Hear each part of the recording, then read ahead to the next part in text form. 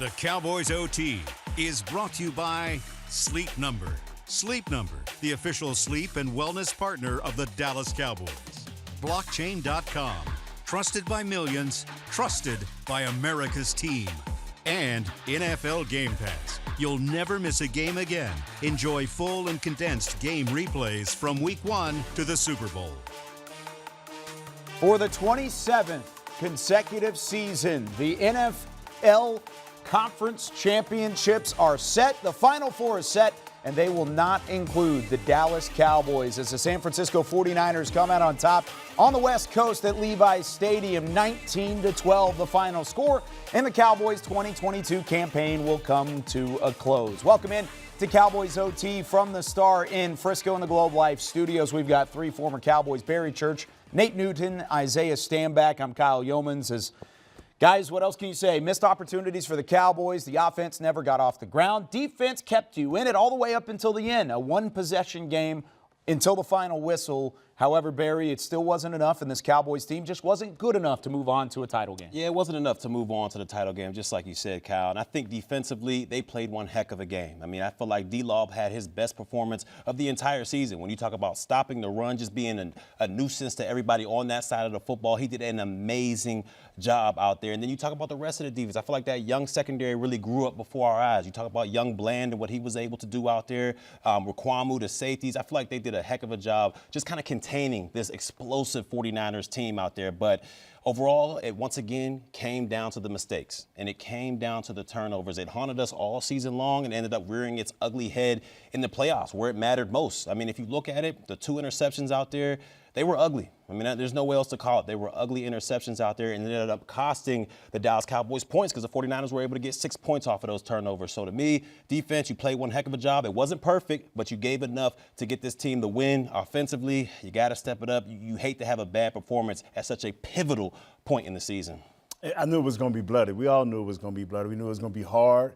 I said during pregame, I thought that our offensive line and defensive lines needed to play well. Defensive line played well. They kept Purdy under pressure most of the game. But once, like Church said, those two turnovers was costly, man. Our defense held to 3 each time those two turnovers came at us. But we have to play better offensively. We have to find ways, to keep our defense off the field. They control time of possession with 32 minutes and 51 seconds, and so that hurt us going down the stretch. They ran the ball 32 times for 100 and maybe 13 yards. So what we had to do offensively is make sure we didn't turn the ball over, and that's what we did. And in the end, it hurt us. I'm just disappointed. I'm frustrated and I'm disappointed because how many times do you think that you're going to have a roster this good, this healthy, with this coaching staff and get to this point of the season and not be able to move on? And I'm not sure if the sense of urgency is necessarily there, but what you guys just heard these guys just talk about in terms of the defense showed up. You can't ask for your defense to play any better. I mean, yeah, you gave up some passing opportunities that you knew that they were going to try to take advantage of. You let Kittle go, 5 for 5 for 95 yards. There's some things that you could have done to tighten things down. But you held McCaffrey 10 rushes for 35 yards. You held Deebo Samuel 4 rushes for 11 yards. Aside from Kittle, Deebo Samuel's had 4 receptions for 45 yards. So your defense shut these guys down for the most part. And going into that halftime, you allowed these guys only 9 points, but 6 of those points came off of the 2 interceptions that you gave up that were terrible interceptions because of bad decisions, because of misdiagnosis of the coverages. These are things that are you can't look past. This is going to be a long offseason. It's going to be one heck of a long offseason because there's going to have to be some hard decisions that are made based upon salary cap and based upon performances. And you saw that last year. Last year was a long offseason, which makes this even more so an unknown because you don't know where to go from here. What is the next step for this Cowboys roster? And I'll turn things back to you, Isaiah, here. But where do you start? Where does the internal criticism begin for this Cowboys team, especially on the offensive side of the football? And it may happen defensively too. Because who's to say your defensive coordinator is even back next year? Yeah, I mean, I'm not trying to throw bad air out there, but I can't foresee Mr. Dan Quinn passing up 2 years in a row the head coaching job for Denver. I just can't foresee that. But if that does happen, then awesome, Dallas, you get your man's back. Okay, that's best case scenario. You're gonna have to go and ask the toughest question: do we have the right guy at quarterback? Nobody wants to ask that question. Nobody ever wants to ask that question for a Dallas Cowboys quarterback. It's just not. They're highly touted. They get a lot of attention. They're the face of the product. That's the question that has to be asked, because the hit that's about to be on that salary cap and the performance that you're getting out of this young man right now does not equate. And I could be the bad guy, but I'm saying the things that we're seeing on film, the decisions that are being made are putting your team at a disadvantage and not allowing this organization to be in a position to work their way to what you play for every year, and that's the championship. You know, I've been a big fan of Dak's, and I like the rookie Dak, and we didn't see that today. We saw a guy, like you say, as we were watching the game, Isaiah was calling coverages and saying, hey, where the ball should go. And a couple of times it didn't go that way. And I'm sitting there like, wow, Dak, you know better. You've been down this road. I don't know what's confusing him. I don't know what's in his ear for those first 15 seconds, but you can't tell me Kellen is calling those type plays. We saw a light box one time where it was virtually 5 guys. We chose to throw into that. And then the next play, it's 8, 9 guys up in the box, and we ran into that right there. Our quarterback's supposed to put us in better positions than that. And I don't want to be overly critical of him, but this film speaks for itself. Yeah, I mean, I'm with both of you guys on this one. We all understand that Dak Prescott, he's got to play better out there. Because when it comes down to it, it's all about decision-making, in my opinion. And when you look at these throws and these interceptions that he's making, he's compounding the issue. I mean, it's not. I feel like he's locked in on these passes or on these targets, and no matter what the defense is showing, I'm going to throw it to these targets. We've seen it on both interceptions in this case. Cover 2 on the one, and I think the other one was cover 1, but the guy read the route amazingly, and he still threw it. In these instances, you got to either take the sack, use your legs, which you did an amazing job of in Tampa Bay, or just dump it off to the flat. Live to play another down. When you compound these issues, it puts your team in a hole. And luckily, the defense was able to hold San Francisco to 3 points on both of those interceptions. But you got to play better as a whole. But on a lighter note, they can't let Tony Pollard get out of there. I mean, this guy right now, we all understand what he means to this offense right now. So do whatever you can to keep Tony Pollard. But Dak, you got to play better, man. I'm glad you ended the segment on a bit of a lighter note, because now you've seen it. If you see what the offense looks like without Tony Pollard, you might want to make sure he's in a Cowboys uniform next year. This is a conversation that will continue into the offseason. So when we come back, let's get back out to Levi Stadium. We'll hear from head coach Mike McCarthy following the divisional round loss to San Francisco. He'll go to the podium when we come back.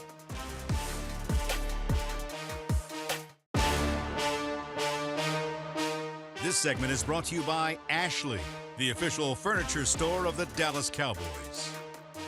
19-12, the Dallas Cowboys fall to the San Francisco 49ers. Let's go back out to Levi Stadium, where we now hear from head coach Mike McCarthy, who's at the podium. Can you just talk about the decision to punt on the second drive before the end of the game and not go for it there?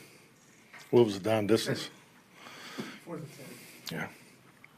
That's the answer, yeah. Calvin Watkins, Dallas Miners. Mike, just your thoughts on how the defense played overall? I think really as a whole today, you had 2 teams just battling out. We knew it was going to be a slugfest, and we just didn't quite do enough. I mean, it's you can go through the statistics, the decisions, and I thought defensively, we did a really good job, for the most part. But yeah, would we like to have a couple more stops? Yes. Do we need more 3rd down conversions on offense? Yes. We could have used that to red zone production. So obviously, just extremely disappointed. This has been an incredible journey, with this group of men, and we came up short tonight to a very good football team. Mike Flowers with ESPN. How backbreaking was that back-to-back plays where you lose Pollard and then you have to pick on the next play? Well, I mean, losing Tony was obviously a shot. Tony is probably clearly one of our most, if not the most productive player. In Tony's and Zeke, the way we play is all year. It's important for those guys that touch the football. So yeah, that was a big blow for us. Tim Cowboys, Dallas Morning News. We've talked about Dak's interceptions all year. Some of them aren't his fault, but the two today, he just tight low scoring. Well, I mean, any turnover was big. Just no different than our takeaway there on the punt. But yeah, scoring position. Obviously, that's points, potential points on the board. And we knew the turnover ratio was going to be huge in today's contest. We thought we'd have some opportunities. Was the plan. We got our hands on some balls. But yeah, I mean, you can't turn the ball over. That's always a focus, and that's all I got. Edward, ESPN. Mike, is it hard in the moment with the season just ending to feel any sense of improvement this year over last? Do you feel like you played them better than you did a year ago? Do you walk away from this game feeling any differently? Yeah, I don't really. I think every year is different. Every game is totally different. Factually, we've taken one step closer to our goal. I mean, that's what a comparable would be from last year to this year. I think they're a different team than they were last year. I think they're a better team than they were last year. I said this earlier in the week. I thought we were a better team than we were last year. So I think it's probably a reflection of a lot of respect for their program, but I think it's also a reflection of our program. We got the right players. We got a good group of young players. We got excellent veteran leadership. We didn't have enough today. And the guys laid it out there. I don't know how close you were to the field. It was an extremely physical football game. Both teams laid that out there, so we came up short. Mike, how difficult was it to get going offensively when you lost Tony? Well, I mean, it's Tony's an exceptional player. I mean, and he's obviously part of our rotation. I mean, you spend the whole week, putting the plan together, and also you have touches and ball distribution focal points that you're trying to hit. So I mean, and definitely Tony's one of the top, or maybe the top ball person that you want the guy. You want it in his hands. So yeah, that was definitely a shot for us. Follow-up, Diggs had a chance to get his take drop one, and like Kittle had a bobble. I don't know if you think Diggs should have played the ball or hit Kittle. What were you seeing there? Yeah, specific evaluation. We're not there right now, but we felt that we were going to be able to get our hands on the ball just because of the way we play on defense, and our takeaways for the season speak for themselves. And we had some chances tonight, so we could, like I said, we came up a few plays short in the big play area. So there's Coach Mike McCarthy following the loss to San Francisco. Back here with Barry, Nate, and Isaiah. Nate, I'll start with you on this one. Based off of what McCarthy said there, is there enough accountability being placed on the offensive side of the football for what happened at Levi Stadium tonight? I think it is. If not there, I know it's happening up here. We got outplayed on every inch of the ball for what we did offensively. I mean, we would, like I said, we're 5 for 15 on third downs. We lost the time of possession. We're only 27 minutes. We had 2 costly turnovers. We did not play this right. CeeDee Lamb, he had a hell of a night, but it wasn't worth anything because he couldn't get it into the end zone. Same with your tight end. He played okay, but I thought coming into this game that we needed to, our offensive line needed to keep it clean, and Dak needed to play a good game. He didn't need to duplicate what he did last week, but he needed to come up with a couple of touchdowns somehow, because I thought our defense would play lights out, which they did. Yeah, to me, look, I understand. You don't want to throw, your quarterback or your offense or your team under the bus. So, and of course, the coach is going to take, he's going to be the shield. He's going to be a shield for them, and rightfully so. I mean, McCarthy's a stand-up guy, and he knows what he's got to do. When you talk about the offensive line, I think against the run, they didn't do the greatest, but I felt like the pocket for Dak Prescott was relatively clean. I felt like he had time back there. It just came down to the decision-making, like it has throughout the entire year since he's been back. Is these decision-makings of locking in on who you're going to throw it to, no matter what the defense has out there. And I think at the end of the day, that bit this team in the butt. So going forward, there's a lot of decisions to be made. I mean, we all understand that. A lot of guys are free agents on both sides of the ball, and they got to decide who they want to bring back and who not to. So it's going to be an offseason full of questions for the Dallas Cowboys. Offensively, to your point, Nate, we're holding them accountable. I know the coaches are going to hold them accountable. To Barry's point, you're not going to throw your team under the bus. That's your coach. As your job as a coach is to protect them and not speak publicly about it until you get your whole team together and your coaching staff, and then you let your PR department handle it. Get it? Okay, boxes checked. The real aspect is you lost by 7 points last time I checked. Mm-hmm. You gave the ball up twice in terms of interceptions. When Kelvin Joseph did a heck of a job on the special teams play and punched the ball out and gave you the ball, within your own 30, I think it was? Yep. You finished with how many points? 3. 3. Opportunities were there. You didn't take advantage of them.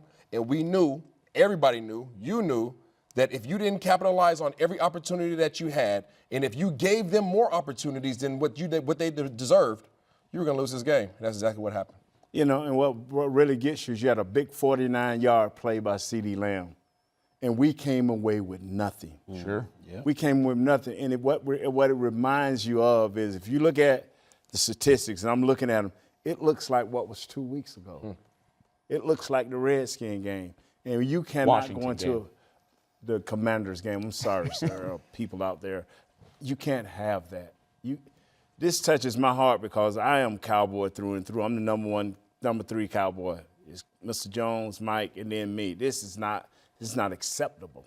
Yeah, well, in talking about the way that number 1 Cowboy has talked about number 2 Cowboy following the game, he said that Mike McCarthy's job is safe. He shut down any of those early rumors about Mike McCarthy being on the hot seat entering into the offseason. Somebody that might be on the hot seat as a Dallas Cowboy is Ezekiel Elliott. What does his future hold for the Cowboys heading into this offseason? We're going to hear from him and his thoughts following the loss when we come back. This segment was brought to you by Ashley, the official furniture store of the Dallas Cowboys.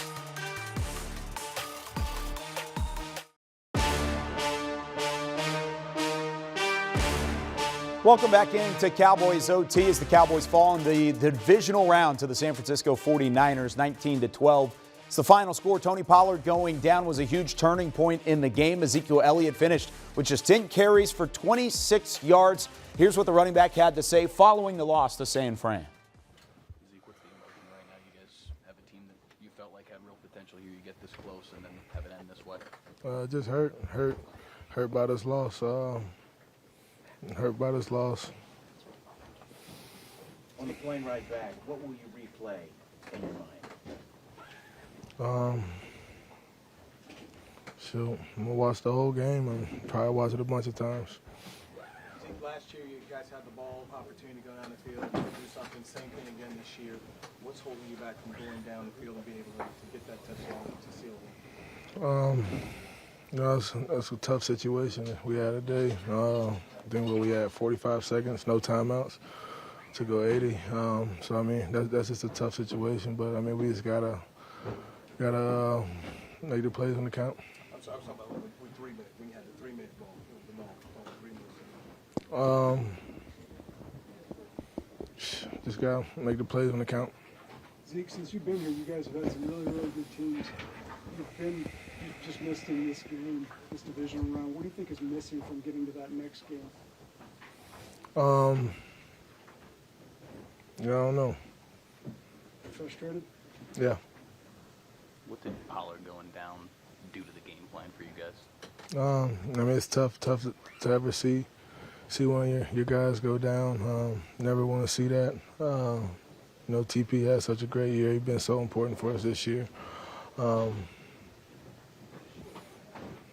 mean, when we went down, took all our pony plays out of there. Pony, that's when me and him are on the field on at the same time.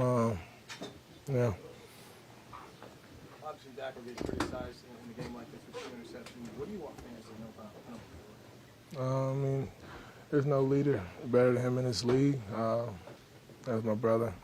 Been through, you know, every day together. And every day he's came at the same mentality. Every day, you know, he come in and works harder than, you know, anyone in the league. And I mean, he's the leader of this team. What did he say afterwards? No, we haven't talked yet. What did McCarthy say? Just how much this one hurts and you know, just, you know, how he felt bad for us, you know, because we couldn't get it done.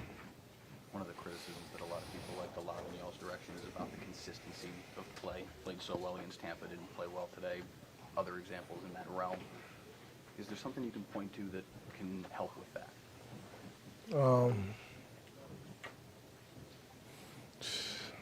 No, nothing I can point to.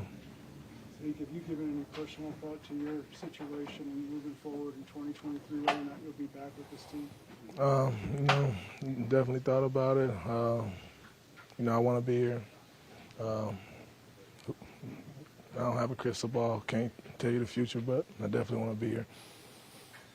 Zeke, we saw J.K.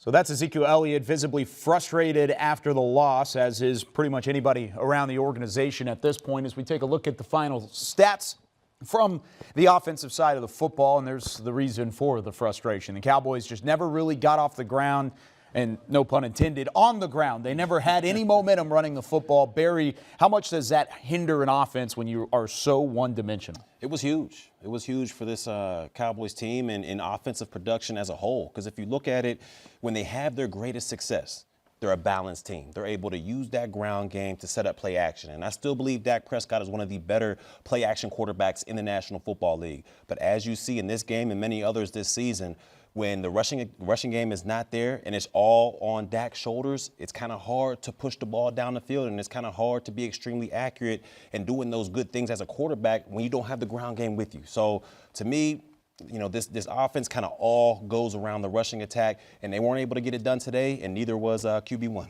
No rush game, no passing attack. We have a. I'm just telling you, we're a play action pass team, and Barry said it all. And I'm not going to beat a dead horse on this one. You're absolutely right. You have to be able to run the ball, and these guys just didn't do enough. They had 22 rushing attempts, 37 pass attempts. Nate Dahl already told you guys, we've been telling you guys all year long, if y'all have been watching the show, that this is a play-action team. And if the run game is non-existent, to Nate's point, there is no pass game. Yeah, it really takes things out of your playbook. It really takes it down quite a notch whenever you can't run the football. Also, your offensive line can't get into a rhythm as well. And when we come back, we talk about the rookie, now no longer a rookie, heading into year number 2, Tyler Smith, and his thoughts following the loss to San Francisco right after this on Cowboys OT.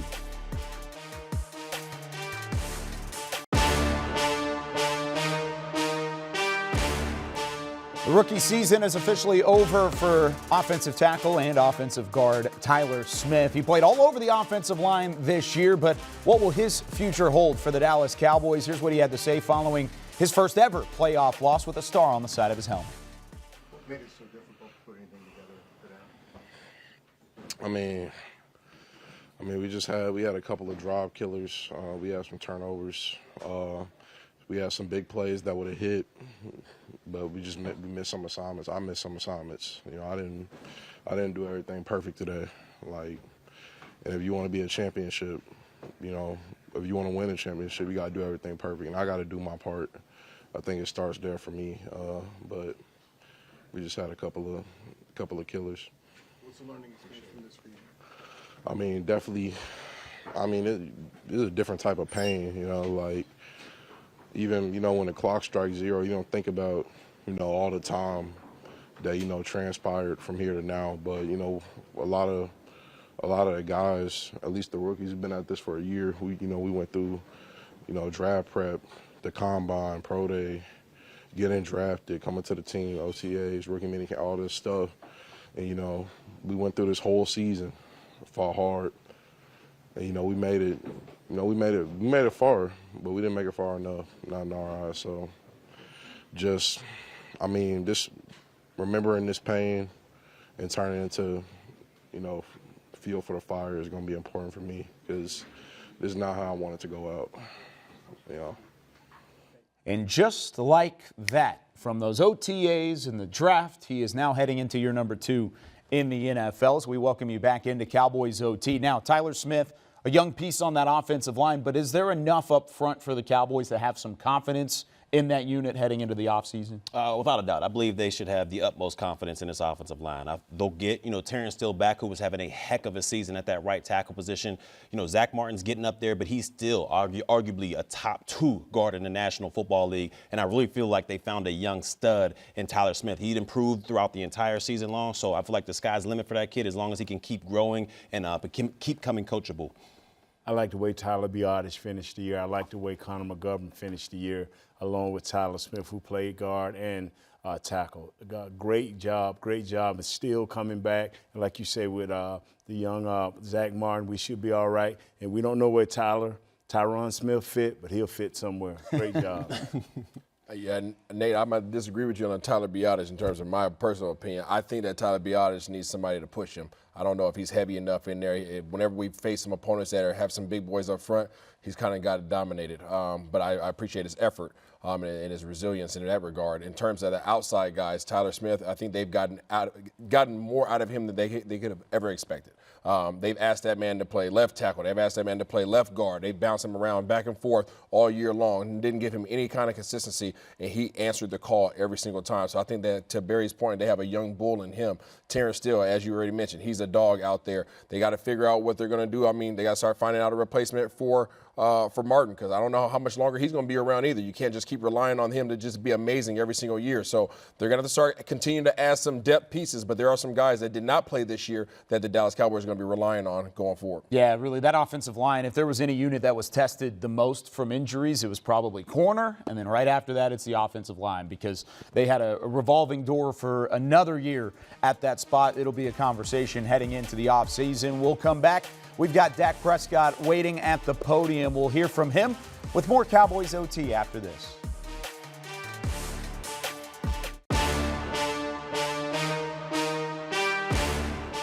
The ups and downs of Dak Prescott's 2022 campaign continues into the divisional round. He was a big reason why the Cowboys were here in the first place. He's also a big reason why the Cowboys are no longer in the NFL playoffs. 2 early interceptions. Here's what he had to say following the loss to San Francisco. This loss hurt more than last year. Talk about what happened today. Disappointing in the locker room. Yeah, it hurts. Very, very disappointed. We weren't able to come out this one. Disappointed in my play. Disappointed for the guys in the locker room. Special team, really is. Guys that do things the right way, prepare the right way, believe in each other, a lot of love, and it's unfortunate. It sucks. Can you take us through both picks? Yeah, the first one, I guess you just hitched one too many times. I guess MG, understandably hitching 3 times, thought I was going to go on a scramble, and the guy just came back to the ball, made a play. I've got to throw that one away or use my feet, get out of the pocket. And then on the second one, nickel squeezed. Tried to throw a loaded CD, but I mean he was able to make a play on it, tip it up in the air, and tip it to the mic. Just 2 throws that I can't have. You can't have in the playoffs. You can't have when you're trying to beat a team like that. You can't have on the road. And no excuses for that. Those 2 are 100% on me. Dak, take us through the emotion right now. I know disappointed for Jerry said sick, but what's going on? Yeah, just disappointed. As I said, I mean, guys that played their asses off, defense who gave us an opportunity to win this game, who played hard against a really, really good offense, a really good team, and for us to only put up the points that we did, that's unacceptable. And it starts with me, and I've got to be better. I mean, that's no other way to sugarcoat it. Tim Cowlishaw, Dallas Morning News. We've talked about the interceptions, and you've said they're going to stop, and in a way they never did. Does that just baffle you that they continued the way they did this year? Yeah, it's very frustrating. Something I've got to get in the offseason, take a look at all of them. As I said before, they all have their own story, but 2 tonight, as I said, unacceptable. I can't put the ball in jeopardy like that, whether they're tipped up in tight throws or whether I'm late on a stop route. Just can't happen. And the number that it's gotten to is ridiculous. And I can promise that the number will never be this again. I can promise that. Did you think even with 3 minutes to go still you had a chance? 1,000%. 1,000%. When you prepare the way we do, and you put in all the work that we have and time that we have, especially for those situations, I mean, up until even the last play when we're getting in our pitch it around mode, you've got hope. Things that, as I said, that we've put in time and effort into, and I like being in those positions. I just wasn't able to get anything going. You can hear the entire postgame press conference for Dak Prescott on DallasCowboys.com. 23 of 37, 206 yards, a touchdown, 2 interceptions. His passer rating right at 64. So, Isaiah, based off of what he had to do or what he had to say there, it felt like he was taking accountability for the loss. What did you think about his comments? I think that he's doing what a quarterback should do, and that's owning your mistakes. The only thing that sucks is that doesn't change the outcome of this game. So you made the mistakes, you own the mistakes. That's all you can ask anybody to do. But these are reoccurring mistakes, and that's where the issue is. So now he has to go back this offseason and, yes, watch film, and, yes, meet with his coaches, and, yes, get better as a decision-making, and don't second-guess himself, and don't, single pump, double pump, triple pump on guys. Trust your guys to do what they're supposed to do. But now he has to sit around for a whole offseason and hear about this number 49. 49 is the number he's going to hear all year long, the rest of this offseason. And that's the cap hit that he's going to have against this organization going into the next season. Wow, that's a lot of money. It's nothing more I can add. From an offensive line standpoint, it is what it is, my friend. Yeah, it is what it is. And when you look at it, he owned his mistakes like a true leader should do. But the mistakes that we see on the field, these shouldn't be happening in year 7 for a quarterback. When you talk about defenses being able to trick him with disguises, locking in on your targets, throw into those targets no matter what the defense shows, those are stuff that, second, third-year quarterbacks may do. Not a franchise guy that's on his second contract that's, the leader of the franchise. So to me, he has to go in the lab this offseason, and he has to really look at his game as a whole and break down what he can do better, what decision-making he can do better, and go out there and apply it to the field. Like, this should be a whole offseason of work for Mr. Prescott, and hopefully he can come back in here and be the quarterback that this Dallas Cowboys team needs. It's plain and simple. One quarterback did not make a whole lot of mistakes, and that's Brock Purdy. Even though he was under duress, he did not make a lot of mistakes. He's a rookie. The other quarterback, Dak Prescott, made some mistakes, and that's ultimately the team that goes home in this one. When we come back, we're going to take a look at the defensive side of the football. Did they do enough to at least keep them in the game? Absolutely. We'll talk about what the defense did when we come back on Cowboys OT.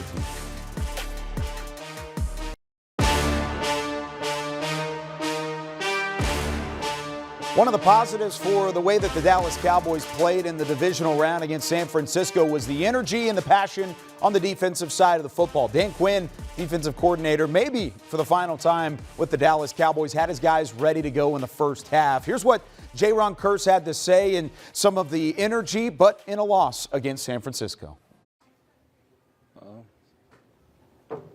Just lost a game to go to the NFC Championship.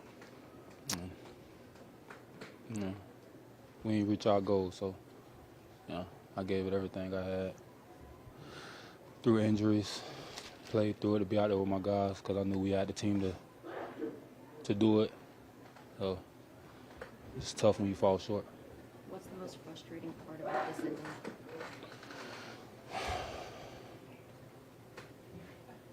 For me, it's not getting it done. Just not getting it done and falling short to the same team 2 years in a row when we could have won the game is tough. What are they doing to close out games the last 2 years that you won? You got to make the plays when you have opportunity to make the plays. They made the plays. They won a turnover battle, so that's always big in these types of games when you got two good squads. Does it feel any different than last year? Personally, for me, yeah, it does. How so? I battled a lot this year, and I think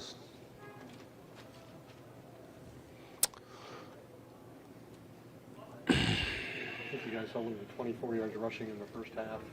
Second half, they were far more effective, dominated time of possession, and scored on the 91-yard drive. Was it just a cumulative effect of them wearing you guys out? Nah, not at all. I hit the big shot. I hit the big shot to Kittle, and that's when you're in the right call, and just one mistake, and then you give up a play like that. It's kind of tough. And then to still have a chance to hold them to 3 You know, it's just all about what I said. You know, got to make the play when you have the opportunity to make the play. We didn't make it, they did it tonight, and that's just how the story ends. When you were one of the last guys to come into the locker room, sitting on the bench a little bit out there, what was going through your mind, and I guess why did you stay out there? It's just tough. It's just tough. It's tough. It's a winnable game. It's tough. It's tough when you know you could have won the game and you gotta watch them celebrate. Yeah, it's tough. So you hear that right at the end, Jayron Kerr saying, you know you could have won the game. The Cowboys had plenty of opportunities, and credit to the defense. They left the door open, but still wasn't enough. No, and I see where you're trying to come from, Mr. Kurtz. You know, it was a team loss, and you did what you could do. But, you know, I had when I first got into the league, it was the Giants for us in the NFC East. It seemed like we just couldn't get past them. But as time go on and you get more mature and understand what it's going to be a team effort and not just you, it'll be okay. You'll get through this as the players get better and everybody get more experience. Yeah, defensively, I feel like they played a heck of a game. They gave this team an opportunity to win and some. I mean, you're talking about an explosive 49ers team that pretty much no team could mess with for, 11 games or since Purdy had started. So, that explosive team was held in check. If you were to tell me before the game that the Cowboys were able to hold the 49ers to under 20 points, I would say that's a Cowboys victory. Yeah. I would have sat there right on stage and said that would be a Cowboys victory. But as we see, it wasn't. But defensively, they did a good enough job overall. It wasn't perfect because on third down in San Francisco, they were at 50%. And that's going to be hard to win if you're letting them move the chains like that. So defensively, I think they should keep their heads up. They have a young nucleus. So going into next year, they should be one of the top defenses going into the season. And they just got to build on what they've been doing these past 2 years. To you guys' point, the defense did a heck of a job in its totality. For the most part, everybody executed their assignments. There was some questionable things that we saw technique-wise that we just couldn't comprehend in terms of taking away what the 49ers did best. I think in terms of the safety position, as we're talking about Kurtz coming off this interview, from our perspective, they had one assignment, and that was pretty much shut down Kittle, and that didn't happen. Right? Kittle was 5 for 5. With 95 yards. So I'm not sure what their particular assignments were, but overall, as a defense, they did a good job and they did enough to give this team a chance to win. Yeah, the biggest question I think around the defense is, one, when do you get guys back, and who's going to be your defensive coordinator heading into the offseason or into next season? Because who knows what's going to happen over these next couple weeks. You kept Dan Quinn last year. Can you do it again this time around? When we come back on Cowboys OT, Barry, Isaiah, Nate will give their final thoughts on the season. We're going to wrap this thing up, and then we'll say some thank yous after that. More Cowboys OT to come.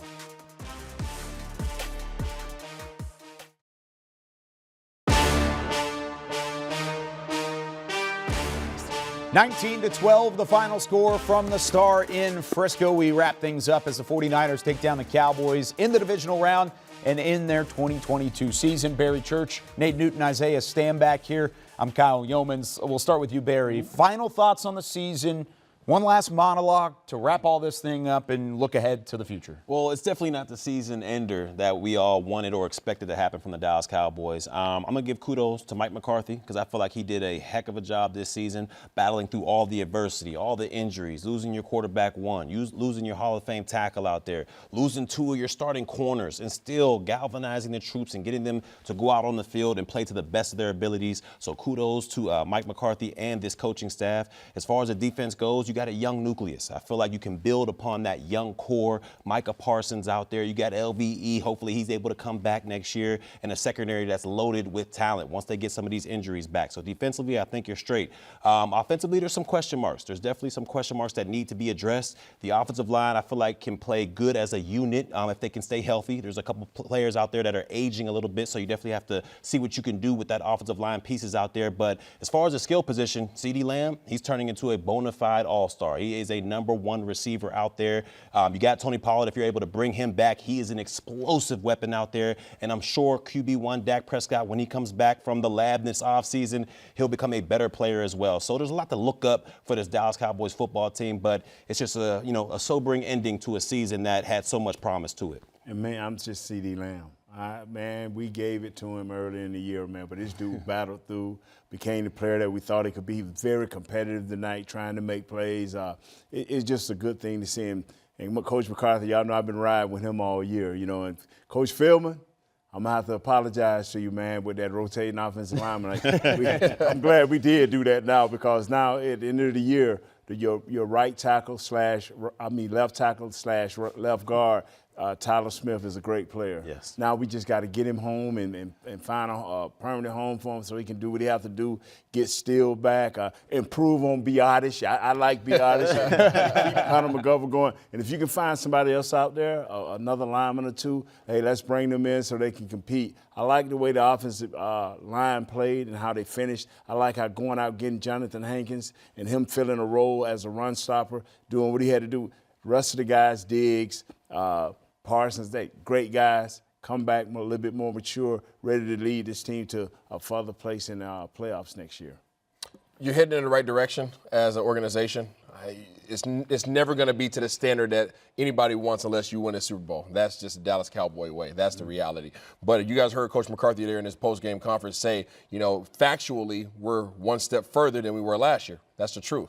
Now, if you take that and you try to apply that to this offseason, you're asking guys to come back now and just simply get better all across the board. Barry did a great job of laying it out in terms of some of the things that they have to rest their head on going forward. Dak Prescott, okay, the DBs coming back, the core of your defense being there. A lot of positives, okay? Your offensive line really starting to get settled in. A lot of things that you can really look forward to, but this will not be the same team next year.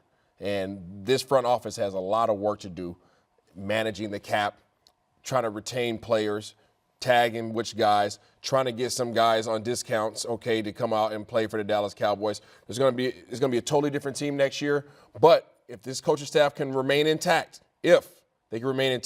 I guarantee you that you guys will see these guys continue to progress as an organization. You bring those guys back, you've got a shot. Yeah. You've got a shot. They showed it this year. The resilience was there, and that's what the word that's been around the star, been around this team all year long. They're going to have to show that in the offseason as well to make it happen. What hurts the most about this one is that it was wide open in the NFC. Yeah. You had Brock Purdy as your divisional matchup quarterback. Your NFC Championship game quarterback would have been Jalen Hurts. You had a shot. You had a shot. Next year, you're going to have a shot as well. When we come back, we'll say goodbye, say some thank yous for a great year of Cowboys coverage here from the Star in Frisco. We'll wrap things up on Cowboys OT after this.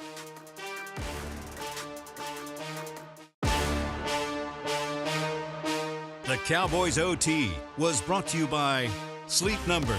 Sleep Number, the official sleep and wellness partner of the Dallas Cowboys. Blockchain.com, trusted by millions, trusted by America's team.